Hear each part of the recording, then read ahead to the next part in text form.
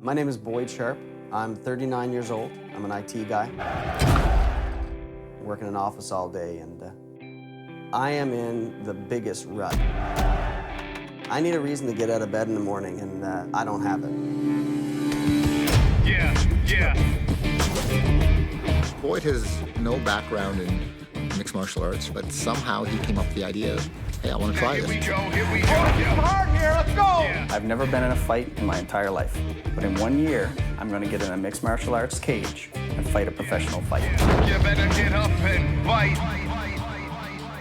When I told people that I was going to do this, they said, A, you're nuts, and B, can I come too? Better get up and fight.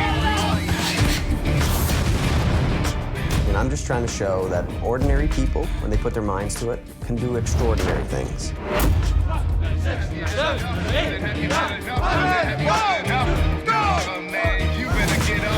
fight. Yeah.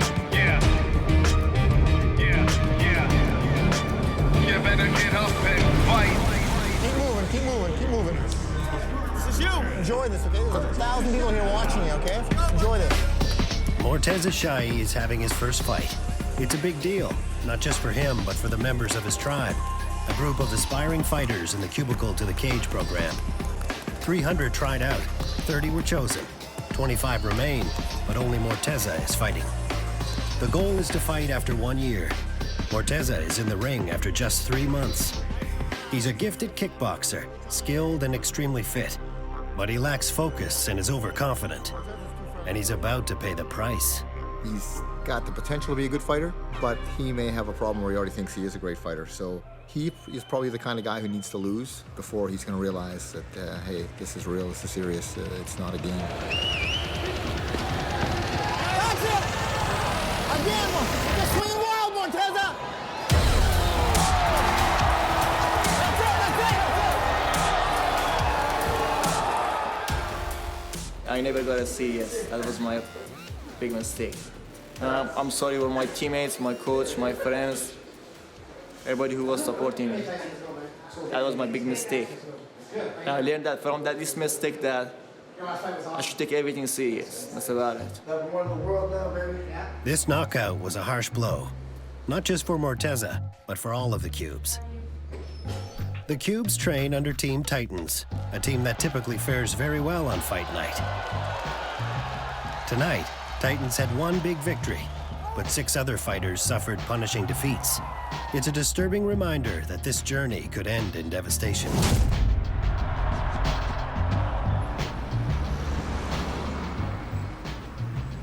The exact thing happened to Morteza that I don't want to happen. Morteza's a good fighter, you know he's a good fighter, but he got in the cage and froze. That's my concern, getting in there and just freezing. Didn't even look like himself. He looked pretty nervous in the dressing room beforehand, too. Man, the second it hit his chin, he felt like a chair. That was bad, like it kinda... What you will do when a guy is swinging haymakers at your face. Scared me. Really? Watching Morteza's fight was kind of like a slow-mo train wreck, because from the first couple of exchanges, you could tell he didn't know where he was, and he wasn't comfortable where he'd found himself. You didn't look anything like yourself in the fight. You know, like, you have a special way that you move, and the way you look in the ring, and you really didn't look like that when you were in the cage. I lost the fight because I didn't take it serious. That's about it. That's pissing me off. I just think Morteza was in a situation where he thought, oh, I'm just going to kill this guy, and didn't take it seriously. And now maybe he's got some issues psychologically where I think maybe he doubts himself. I wasn't in good shape, but mentally I wasn't ready for the fight, you know what I mean? There was no combination in my head when I went to the cage. That was really hard. I was shy. I didn't even want to come to the gym no more. I think a lot of us were questioning if we really wanted to do this because we were feeling so depressed, and is this really where we want to be a year from now? It scared the hell out of all of us, I think, to think that we're starting from scratch and we know how good these guys all are, and every one of them just got destroyed. It sucked for all of us that a lot of the guys lost that night. But man, you know, we've learned from that, hey, look, you know, shit happens, you know, so what can we do to prevent that next time? What can we do to make it so that doesn't happen again? After the fights at the Forum, Peter asked us to meet him at the Ale House for some training, apparently. So I thought we were gonna do some training at Citadel Hill, which is across the street. We thought, oh God, this is gonna be absolutely painful if we're meeting at I think it's 6 p.m. on a Sunday night. We thought he's gonna torture us. I think a lot of us went in, you know, the next day thinking we're gonna get some hard treatment. And when we showed up, it wasn't really hard treatment, it was hard alcohol. Could be interesting. I assume everybody here has heard of or been to Hatfield Farms? Never been. Well, we're gonna do some bull riding, some jousting, and some drinking. Just a day off, guys. We're gonna relax, gonna walk some theme. We're gonna toss some hay bales once you guys are really, really drunk for training. Look, everybody's like, Whenever you're gearing up for a fight, there's a lot of pressure. You are pushed to the limit day after day after day. And even if you're not fighting, you're in that situation with the people who are fighting and you feel that pressure. So it's important that we do have some fun. And after a fight, it's nice to relax, take the team out, and enjoy themselves.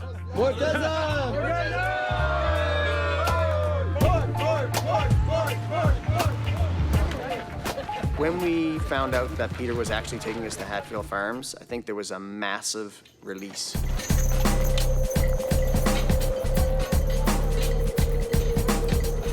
The Cubes have only known each other in the gym for 3 straight months of intense training.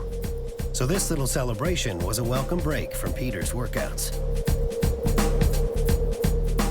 It takes a different person to do this stuff, like to go in every day and to train every day and go hard, you know, for the potential to get knocked out. But it's like the rush of it.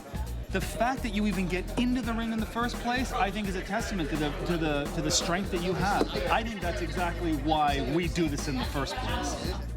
anybody can get knocked out. It's just a matter of getting caught. I wouldn't worry about it. Just, you know, I can tell you're sour. Look at you. We were able to blow off some serious steam. We were able to console Morteza as best we could, and I think that allowed us all to grow together as a team. Whoa! This is Morteza's first time back in the cage since his fight with Matt Heim. It gave us a chance to bond outside of the training. Because before then, it was all about the training. It was all about the training. It was all we had to talk about. It was all we had in common. We got to have some fun at Hatfield Farms, and it was something positive. It wasn't pain. It wasn't suffering. It wasn't dying in a sauna. It was a fun thing, and that made us stronger as a team as well, I think. I think it solidified this idea that, look, you go through losses as a team and you pull out of it as a team. You know, you can also go through wins as a team, and you do this sort of together. It's not separate. It was nice. It was putting ice on injury. Oh, you are terrible.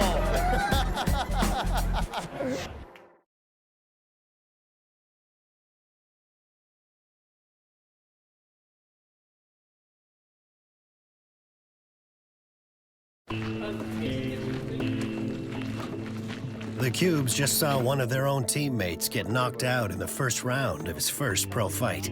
Anybody can get knocked out. It's just a matter of getting caught.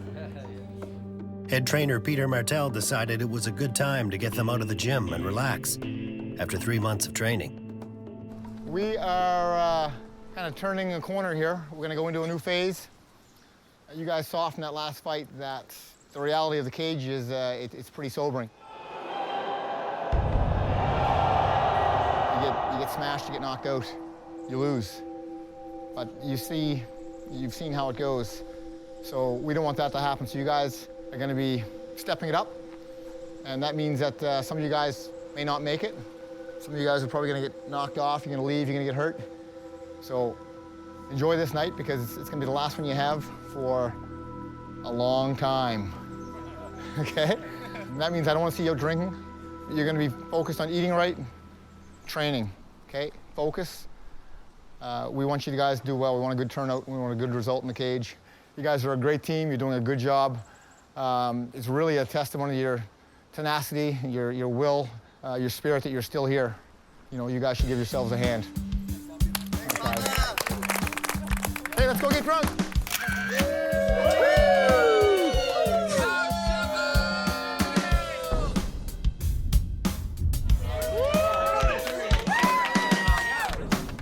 As the Cubes enjoyed their evening, one member was missing again. Former professional wrestler Rick Doyle skipped Mortez's fight and the Hatfield Farm adventure. He also skipped out on their practice weight cut a few weeks earlier. I'm really not into the team building and group hug shit. That's just my way, man. These guys are not my buddies. They're not my friends. They're simply potential opponents. I don't really get involved in a lot of the social aspects that the Cubes do. They go out and they do their little thing and their activities together. I'm not into the hugging and the bonding. That's not my thing. You know, I'm not gonna sit here and talk about a lot of my personal shit with you, because quite frankly, it's none of your business. But I am going through some changes in my life where probably for the first time in my life, I'm dealing with living on my own and being alone. I have sacrificed a lot to do this. And, you know, I left, you know, my home and my friends and a relationship and, you know, a little girl I missed terribly and wanted to commit myself 100%. I didn't want any excuses for why I could fail other than the fact that I just physically couldn't do it. I try to train every waking moment of my life right now.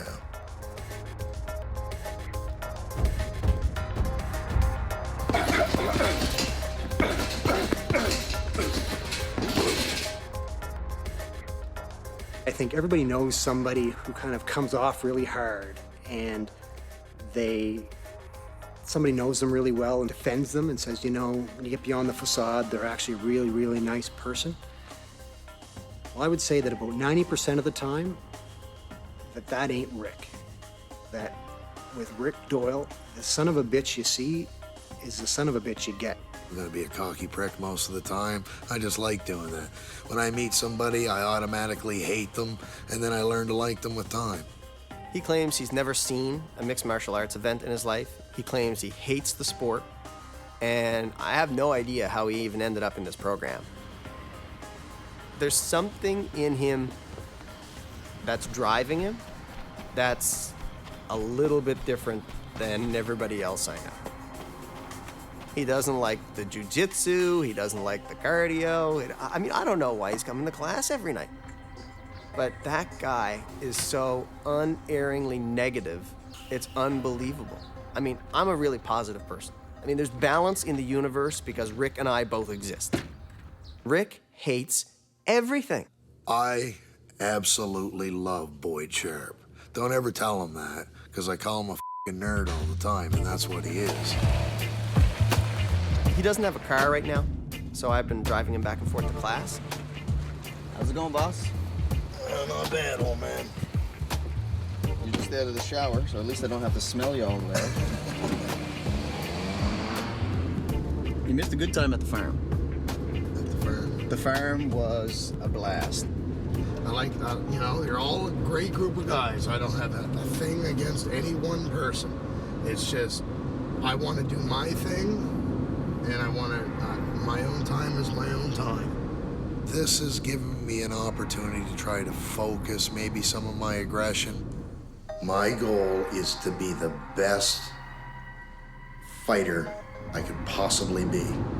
It takes a team to get somebody into the cage, because you know how many skills you have to learn, and you need a team around you like that, or you're not going to be able to pick up the skills. So doing things outside the gym, having some social events to make people be able to have a bit of fun and make some attachments to each other is just as important as the training. I'll tell you, I have tremendous respect for everybody that's in this program. I think anybody that's gone to this point has to have a lot of heart, and you're legitimately a pretty tough cat. I don't know what it is that's drawing these guys, if it's performing in front of crowds. I performed in front of crowds before, so there's no yippee-yi-yay there for me. A fight? I want to fight, I'll just go down the bar. So there's no real thrill to any of that stuff. But training is a lonely experience, extremely lonely. And at the end of the day, if you're in the cage and you're going to fight, you are alone. So you have to become very comfortable with yourself. Tell me what happened at the fights. Man, it was brutal. The guys that train at Titans, I think, lost 6 out of 7 fights. How did Peter feel about the whole thing? Yeah, I think it affected him, and Peter's really not used to losing. And I think Peter seeing his, some of his, let's call them, his second string fighters lose, I think is going to make him push us a lot harder.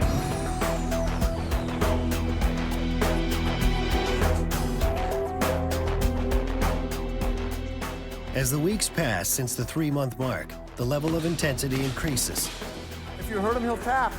In this next phase, Peter begins to mold the remaining cubes into fighters. But as they approach the halfway mark of the program, Peter realizes they are nowhere near ready to step into the cage. Guys, this is getting down to crunch time. You guys don't have much time left. If you guys can't do this simple, basic stuff that we've gone over and over and over again, there's not much hope for you.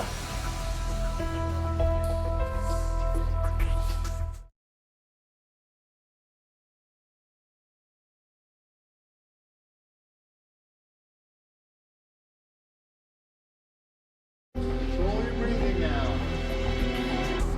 6 weeks have passed since the beginning of the new training phase, but the 25 cubes who remain are still far from their goal of fighting professionally in 1 year.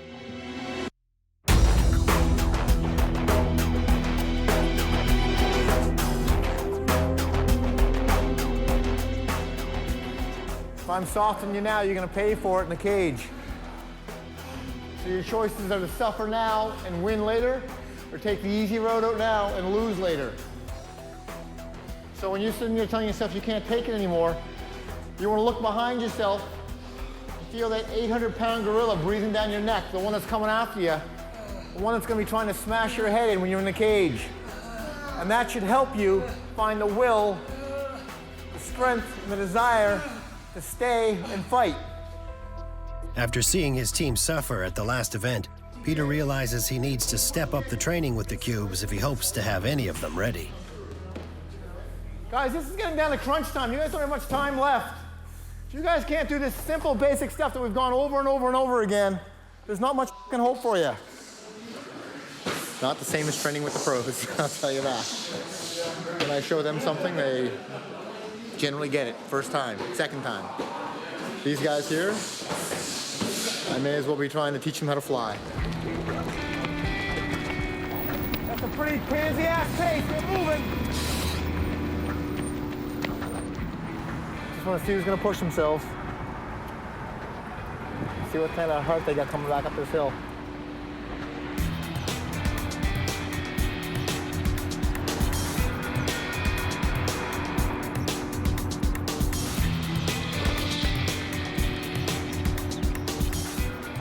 There's a big difference between the first group and the second group.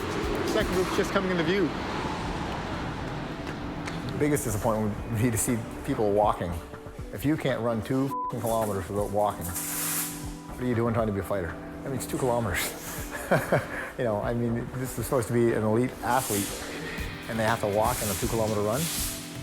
They're either kidding themselves, or they're wasting my time. They're wasting their time. Like that's ridiculous. You guys have a 2-kilometer run, and that's the result we get? You're supposed to be an elite athlete, a professional fighter, and you can't run 2 kilometers without stopping to walk? I'm serious, is this a f***ing joke? If you guys can't run that 2 kilometers without f***ing stopping to walk, you're wasting your time being here. What do you think is going to happen in the cage if you can't fight without stopping, without pausing? When you slow down, you stop, you're going to get knocked the f*** out. Do you know what elite pro fighters do in their training? You guys are trying to be fighters? You've been training for months, and this is the shape you let yourselves get into?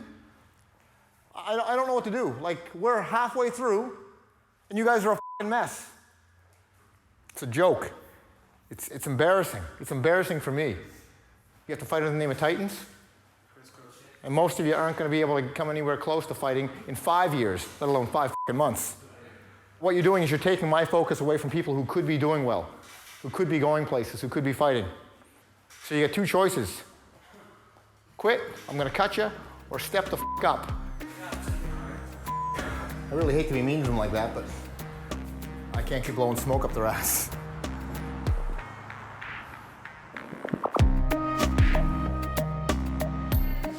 Despite a good start to the program, reality is starting to creep in.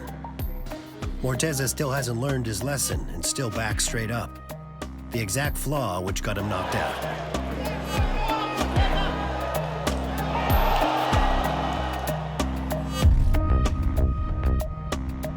And some of the older cubes are starting to feel the physical effects of the continuous pounding, which is painfully evident in the scars and bruises they wear like badges of honor.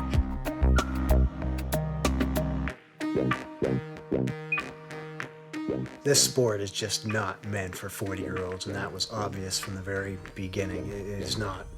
Every single night you're yanking on different joints and different ligaments, and they're stretching, and there's not an evening that doesn't go by that you're not in pain from something new that you do in that evening. Some of the older guys, you look at us, and Boyd and Rick, and we look different after class. Like, you just look at our faces compared to the young guys. I mean, we are beat up and in pain. You're physically in so much pain on every given day. You have to get up and go train.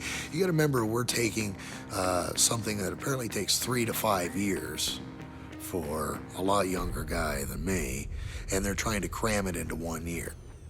I hope people really realize how physical this is on a daily basis. I was telling Rick here, there's a lot of us that are learning how to fight, trying to become fighters.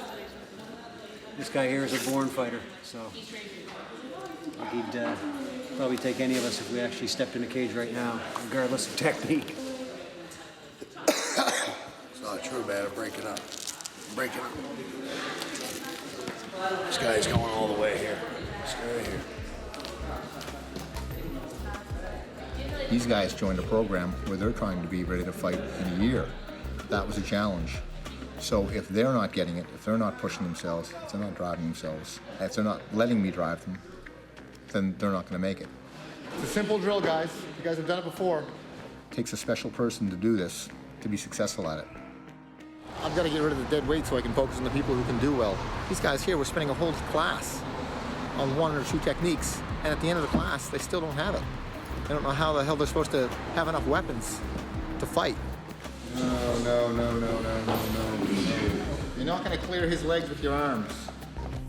Ashley, can you do this technique without pausing between every single part of it? The truth hurts, and it's unfortunate we're not playing cribbage here. We're in a game where, somebody wants to knock your teeth out. We don't have much time, so I can't let them find their own way. We really have to push them in the right direction.